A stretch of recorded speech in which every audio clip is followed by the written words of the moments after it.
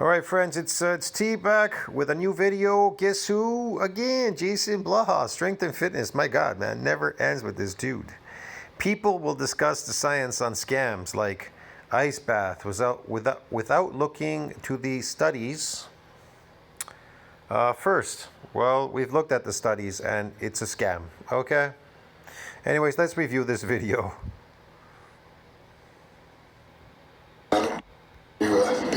Guys and gals, make a little bit of my Fairlife real milk. Fairlife milk? Oh, we've got Fairlife up here. Okay. From a real cow. That's pasteurized milk and it's fortified, so it is a raw milk, man. Did you notice? I'm telling you, if you eat raw milk and pasteurized, you'll know the difference. Trust me, if you've ever had it. High quality protein. All right, let's talk about this. You know, this is the thing that comes up, you know, and it doesn't matter sometimes whether it's aspartame or the cold baths or whatever, you know, cold baths for recovery from training and exercise. It seems like when people come in and you discuss these things and they want to argue about the science, they haven't even looked at any of it. And I mean, they haven't even looked at the abstracts, they haven't looked at the conclusions, anything. And it's always fascinating. They haven't looked at anything when it comes to the science of cold baths. It's stress. Stress baths, cold baths are going to stress you, okay? And stress ages you. It's associated with inflammation and a bunch of other diseases, okay? So like when I brought up the ice baths, and I've said, look guys, ice baths are a scam. And I've had people on my different social media, because obviously this is, you know, I post in more than one place. They're pretty good sized audiences on a couple different platforms. You know, people say, well, but this Huberman guy or whatever, and I don't even know who that is, and Joe Rogan or whatever, they wouldn't endorse it if the science wasn't good. And it's like, well, yeah, they would.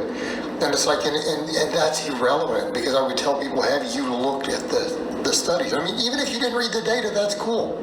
People don't have time to read data. Did you look at the findings in general? And ice baths is a perfect example. That's a perfect example. And I would ask to a lot of people who are listening, what do you think the research... You taking an ice bath? Bro, I'd never want to go in any ice bath, believe me. I've been in some cold things, and trust me, it's very uncomfortable. Researchers have said, who've done the reviews, who've looked at multiple studies and done a review of what's out there. Does anyone think that they actually think it helps with exercise recovery? Because they don't. Okay, and people need to understand, they don't say when they're reviewing science, they don't say, this is bullshit, right? That is not how a conclusion is written. They don't say, this is bullshit. That's not what they write. They might as well have for the ice baths. But what they even said on that one, it's a perfect example of them that said, look, the only studies, the studies that show benefits, because we have some studies that show benefits and some studies that show no benefits. Oh, really? Oh, let's see the benefits of ice baths. I'd love to see this. So we know that there's this thing in NCBI. If you read it, it's inflammation and common pathways of stress-related diseases. So inflammation and stress. Stress also can inflammate you, inflammaging. But I'll go more into depth in this one here. So when you're looking for the negative effects of cold, these are just some things. What are the negative effects of cold weather? Well, cold weather increases the risk of illness and death from coughs, lung and heart problems, falls, poor mental health, and carbon monoxide poisoning. How about that? For poorly maintained heating appliances. Okay. Why is being too cold bad for you? When we start to get cold, our blood becomes thicker. Oh, it becomes thicker, which can cause clotting. How about that clotting, eh? Fuck, you don't want that.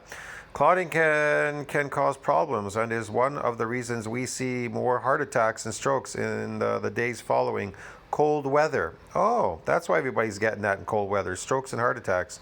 Being cold is also affects our body's ability to fight infection. Oh, how about that, eh? These are the benefits of cold baths. Yes, I think I want to immediately go there for these benefits.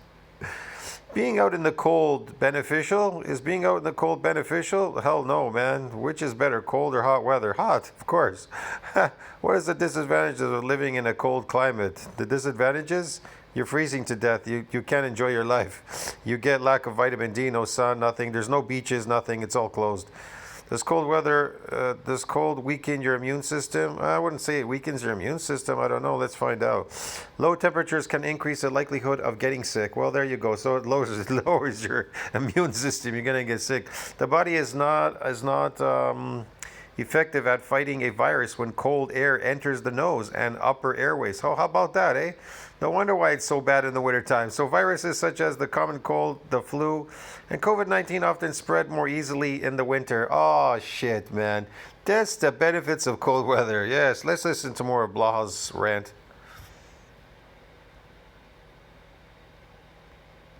It show benefits, in some studies it show no benefits.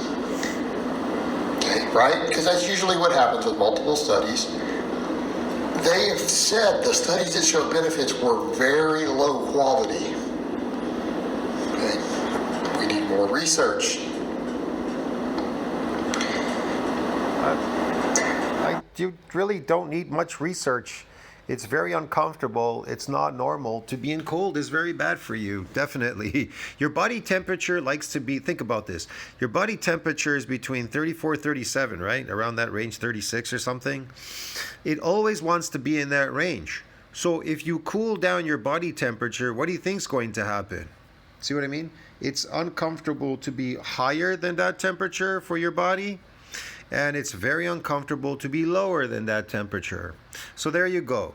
It's going to stress the shit out of you, which is going to cause accelerated aging and a whole bunch of other array of problems. Like it said there, these are the benefits, yes. The slightly higher quality Death is the benefit.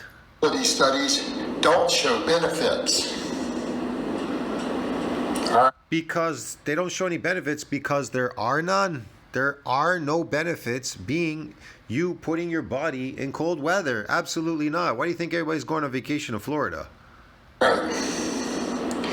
Now, a lot of people are listening, and if you're not understanding what's going on with that, you're saying, oh, so they're still debating it. They don't know. No, they know. They know. No, what that means is you don't, at this time, there's no evidence that it works. That the indications would be that it probably doesn't. Or if it is, it's too small of an amount to measure. Why? Because there's probably some bias in the lower quality studies somewhere.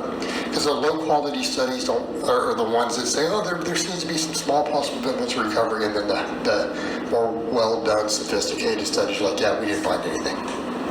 Okay. People understanding how that works. Okay, so if something is real and something has a real effect,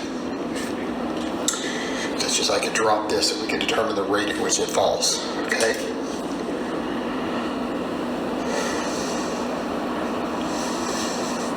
That's something tangible. You can see it. It's measurable. So oftentimes with something like this, if there's a benefit, there's going to be something tangible that will be consistently show up. Okay? Hey, can you spot what's wrong with the meal? Did I just not go over the benefits, man? This is ridiculous. What's going on here? It'll show up pretty consistent. Yeah. That's usually the case. So essentially, when you're talking about exercise recovery and adaptation and all that stuff, from the ice baths, for example, the evidence and the researchers are essentially saying, yeah, it doesn't seem to be beneficial. There we go. I gotta agree with Blaha on this one, man. At least finally, he says something correct, broski. Okay. And other people chime in, well, it seems to do this, it boosts testosterone. No, it doesn't.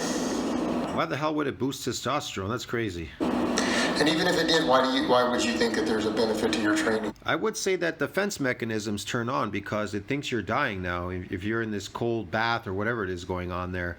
So, yeah, it turns on defense mechanisms, and I think it has something to do. They said something about procreating.